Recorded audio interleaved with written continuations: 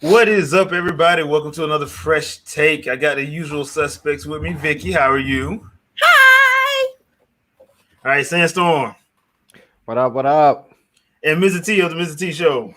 What's up, fools? All righty, so Loki, episode 4. By now, y'all know how we do this. This is full-on discussion. So if you haven't seen the episode or you want to avoid spoilers, this is your spoiler warning. Get the hell out. Now, that being said, episode 4 is entitled The Nexus Event. And in this one, we pretty much start right where episode 3 left off, with them being on Lamentus 1 and it pretty much blowing up. Mobius is now back, and in the TVA they are showing the event occur, and that's when they pick up a way to go get them, I guess, because something was gonna happen that was making the variant line go haywire. We don't know what was gonna happen, but it was possibly weird. Mm-hmm. I know I made the joke last week about what Deadpool would do, but it looked like Loki would do that too. So, alrighty. That was never handled in the comic, but it's kind of funny because if they were to fall in love, it would make sense because they're both narcissists, and technically they're falling in love with themselves. So that's the funny thing about that. It was a lot of good little back and forth in here. I did have a couple problems with the episode, but I'll save that for a little bit later. I'm glad to see Owen Wilson back because he was needed. Oh yeah. I didn't understand how much I would miss him until that last episode. I'm like, he needs to make sure he's on every episode. That being said, and then so before we get to that, I want to start and get you guys let me know, what did you like? And T, I want you to go first. I like the fact that it kind of swerved on me. I mean, this show has always been pretty good at surprising me, and I was relatively surprised, like, because we had speculated, I think, last week about how they were going to get out of that situation. Yeah, and I didn't see that coming. I thought, actually, the thing that I thought was the strongest possibility was he grabbed one of those Infinity Stones and he didn't let anybody know about it. And I thought maybe they would bring that up, but it makes sense that he wouldn't, because, then what do you do? Now he has an Infinity Stone. So I'm not, I won't say I'm glad they didn't go that route, but it makes sense they didn't go that route. So what I like the most is that it surprised me in a interesting way. This episode, a couple of surprises. So yeah, the curveball did grab everybody. Curveball. I'm not gonna lie. Vicky, what about you? What did I like? I think overall it was just a strong, fun episode. It's definitely moments where I was like, "Oh no!" I'm like, "Wait, what?" So I enjoy moments like that in the show. Okay, Sandstorm. I think one of the things that I really liked in this episode, we didn't really get kind of a backstory of girl Loki, but they kind of made it a thing at the beginning of the episode to kind of give you like what happened or when happened that she kind of fell into this whole capture her moment and the relationship between her and, I don't remember the name. Talking about the Judge Renslayer? Yeah. Kind of giving that backstory, because she never really spoke about it and we didn't really like know exactly like how did she get to this point. So that was good that they kind of just like gave you a little quick of that. And I also kind of I like the whole Lamentus and everything. I thought we were going to be sitting there at least half of the show and them trying to figure out how they were going to get off.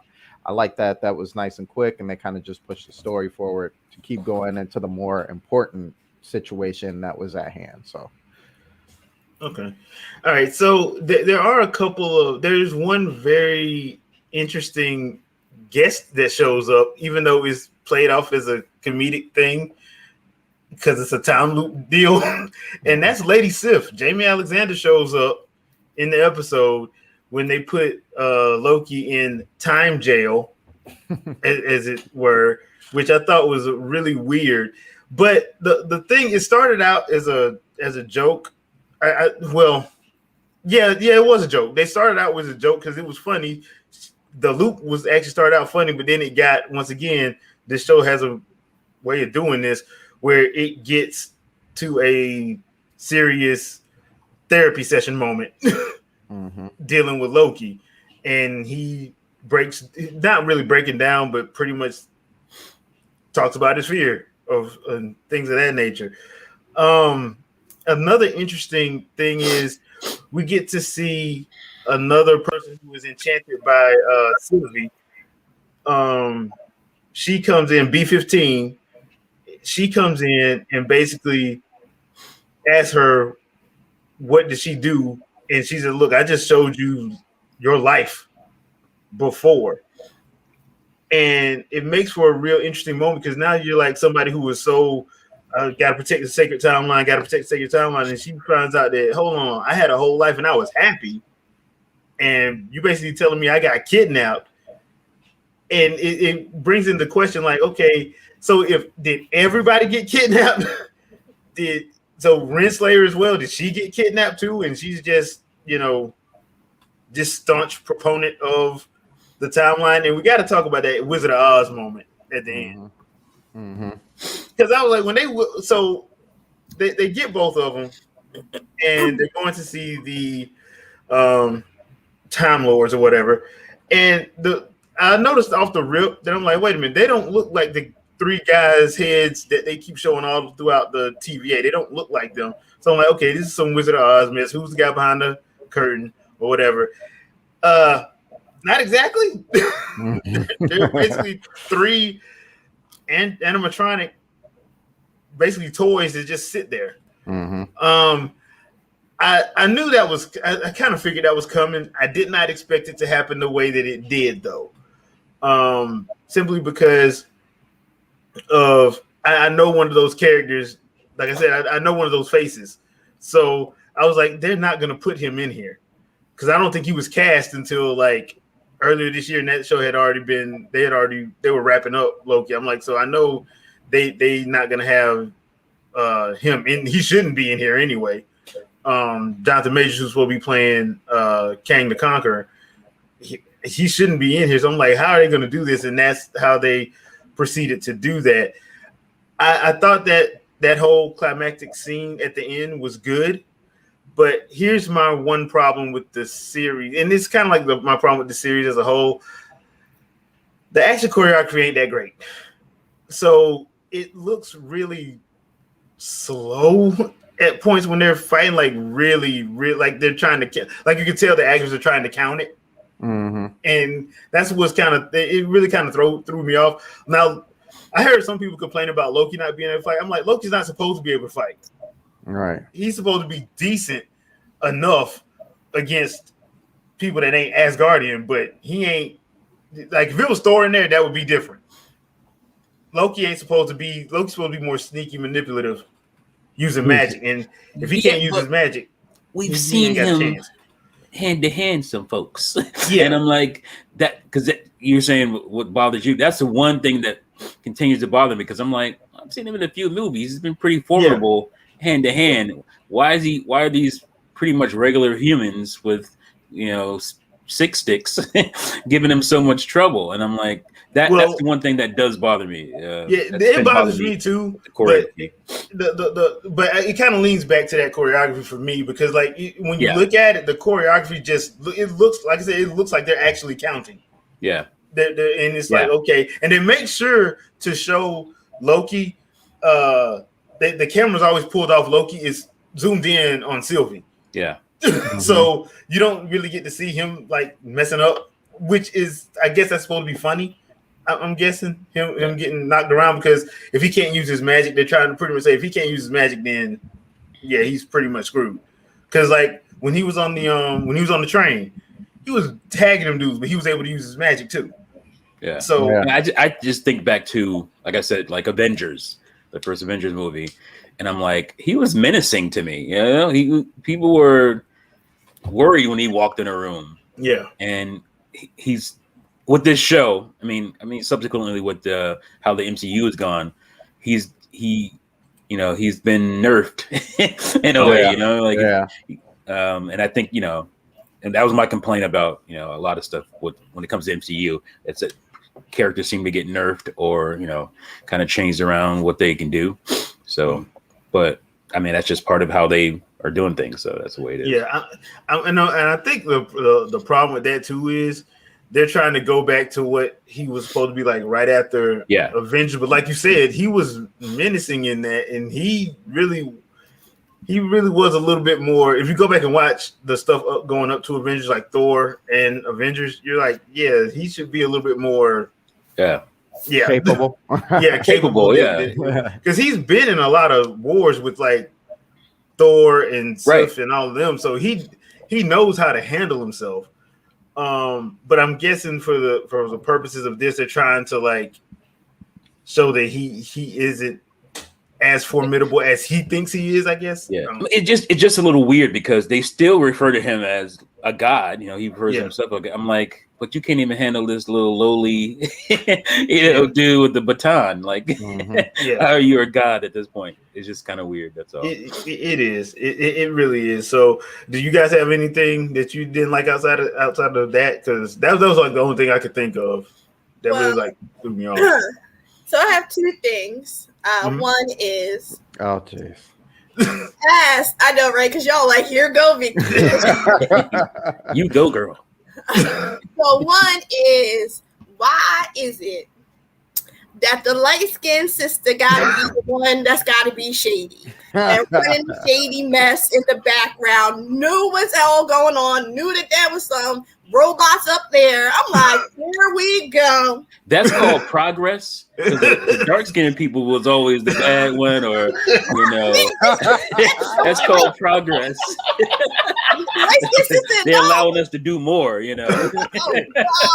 I was like, man, you making us look bad, sis. The 80s is over, okay? I was like, man, no. And the other thing is, I like to call it hair choreography that Loki keeps doing. I think Mrs. T has the best hair in which it goes forward and then he like flips it back every single time, and he has to like make sure his chest is up. I'm like, I know what you're doing. Because that shirt that he is wearing has been tailored within an inch of his life. Y'all can never find a shirt to be tailored that perfectly to your body. So I understand what they're doing. But I'm like, this is hair choreography at its best. Every time he's like down on his knees, like man spread, hair down, and then he flips it back up. I was like, did you practice that? Because that looked like a magic moment. Just like if you just had to slide across the stage, some water coming down on you, and you throw your hair back. Because this is every single episode he has done it at least once, but usually 2 to 3 times. Easily. And I'm like, yeah, it should be a drinking game. Every time you get that hair flip, you take a shot. Because what are y'all doing? Like, I understand why you're doing it, but come on now. Come on now. It's getting, I'm like, that poor man's neck has to hurt how many times he has to flip his head back like that. Come on now. Come on. You do have a point. He does it a lot. A lot. See? So, like, y'all like, here go Vicky talking crazy, but, some stuff I say makes sense. You're right. You're right. Yeah, you're right. Sandstorm, you got anything? Vicky, at least the light skin, at least she's smart about it. You know what I mean? Like, she ain't just walk in the office and let Owen Wilson do all this questioning. She was like, oh, I wonder why he's questioning me. I don't know. Okay, whatever. She was right on him. What you doing? That drink? You only had one drink. We supposed to have at least 5. You talking all this, you want to be with me, but you trying to walk away real quick. What's going on here? Come on, player. Yeah, what's really going on? What I didn't really like about the episode, I don't know. I don't think there's really anything that I kind of strongly disagree with. Um, the whole animatronic thing, I thought that was kind of funny. This episode reminded me a lot of the movie Equilibrium. Everybody is kind of in this like whole mindset, but everybody refuses to believe like this is really going on until they're really shown. And even like what is she called, the judge, even she like recognizes, like she knows that this is going on, but then she refuses to kind of believe, and it's like tearing down the whole justice system in order for us to really find out what's really going on. And like at the end point, kind of like an Equilibrium, it's like, they are paying attention to this guy, but in reality he really doesn't exist. And so like them kind of just breaking down this wall and everything. And even Loki, I think that's probably the one thing that kind of had me like, okay, like now what? Is like after they find out that they're animatronics, they're kind of, Loki's just kind of like, hey, it's okay, like we'll fix this, you and I, we'll still figure it out. And that's like, Sylvie's like, oh, I believe you, but most of us be like, what is there to fix? Like, who are these people? Like, what is going on here? We got fake people. We got Freddy back here and his whole family, and they all not real. Like, what's going on? Like, where are these people at? Hey, wake the sister up. She the only one who knows. Wake her up. She on the floor, just half dead and everything. It's like, but yeah, I think that was like kind of the only thing. So I'm like, okay, so what is episode 5 going to bring us now? Because we still got 2 whole episodes to figure out who or what is, happening. So yeah. So is the whole thing with the second timeline is that a lie? Because that very well could be a lie. There's one thing I haven't talked about yet, and I'm gonna talk about now. I wasn't gonna talk about it, but I was like, let me go and do it. One more thing, real quick. B-15 or Sister Soldier, she rolled up in there and she was like, F this job. Yeah. I was like, that was a perfect F this job moment. Like you hear like the TikTok "Oh No" song playing when she rolled up in there. I was like, y'all about to be messed up. Yeah, she took them collars off and it was on and popping. Yep. That was the thing I liked about this episode, is that the light-skinned person was the villain. Oh no! Not since I'll Be Sure in New Jack City have we had a black or a light-skinned villain. I was just messing around. Go ahead. Go ahead. So the whole pruning thing, because 2 people get pruned in this episode. One of them is Mobius. The other one is Loki. And the Loki one is interesting because when they prune him, he gets sent somewhere. And that's where the whole Council of Loki finally comes in, because we get Boastful Loki, we get Kid Loki, we get Alligator Loki, and I don't know who that black guy is. All right, I'm just going to be honest, because none of the Lokis in the Council of Loki are supposed to be black. They're all supposed to be a Loki, and Loki is not black. I don't know who the black guy is. Yeah, so I don't know who the black guy is. So if somebody in the comments can let me know, cool. Brother Loki. Yeah, we got Brother Loki. But the thing is, so when they prune somebody or when they reset them or whatever, does that just drop them in a different spot in the multiverse? Does that drop them in a different timeline? We don't know. I'm hoping we find out next week, because that's going to be interesting if Mobius goes back to where he was, where they kidnapped him from, because it's clear that they kidnapped him from somewhere in the 90s. Oh, yeah. Clearly, that's clearly where they kidnapped him from. But if that's what resetting does, which they made resetting look like it was a painful death. Uh-huh. So to find out that it's not was kind of like that was an interesting little curveball that they threw it, because I did not see them doing it to Loki. I did. I was that caught. I'm like, they just killed Loki. This is gonna be in the next 2 episodes. Are gonna makes so much sense though that it's not what we thought it was, because that's what a lot of this, this whole thing is TVA is all about, is not what we think it is. I thought about the Matrix a lot. I was like, oh, because we were talking about how fervently these people believed in it and they fought for it. They would, it made me think of Agent Smith's little speech about how people will fight for the Matrix, and they'll fight tooth and nail to keep the lie basically going, because they don't want to believe the truth. And that was kind of what happened with what was Owen Wilson's character's name? Mobius. Yeah, like that's what happened with Mobius. He had because you would think that you would feel something that's something's not right here, even if you're like in it. And I think that's what the Matrix was a lot about. Is like, oh, something's really off about my life. Everything, the way everything is so like, particular. Something's off about this whole situation. We're in a matrix, so it would make sense that them, what we thought was killing them was actually kind of resetting them, maybe back to what they were. Or obviously Loki's somewhere crazy with all these other Lokis, even brother Loki. So that's gonna make the next 2 episodes very, very much interesting. I have to give the writers credit on this one.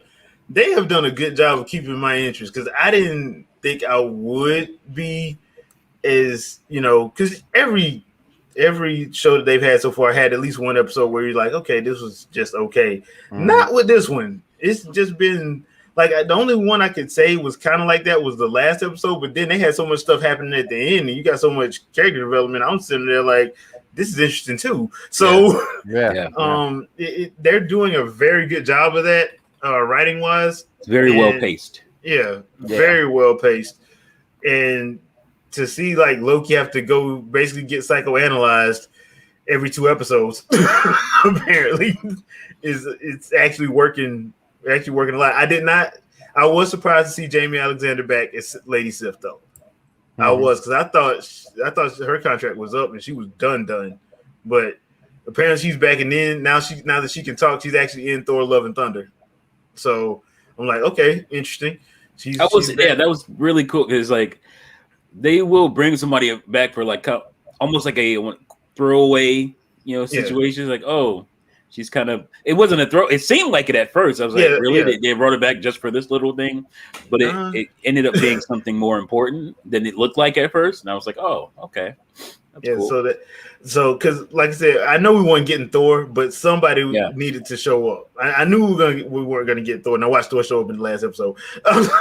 Right. But I knew we weren't gonna get him. But I was like, somebody does need to show up, whether it be Renee Russo's character, Frigga, or somebody needs to show up, just for the connection back to the Thor side of Marvel. So overall, another banger. Another banger. Disney Plus, they knocking these Marvel shows out the park. I feel bad for the Netflix shows, man. God, I feel bad for the Netflix. I just feel bad because they doing it like, look. Not only are we going to outdo it, we're going to outdo it and do it in 6 episodes. Although I will say, because you brought it up, I was reminded of Netflix shows, specifically Iron Fist, when you talked about choreography. I was like, that kind of reminds me of what they were doing with Iron Fist a little bit.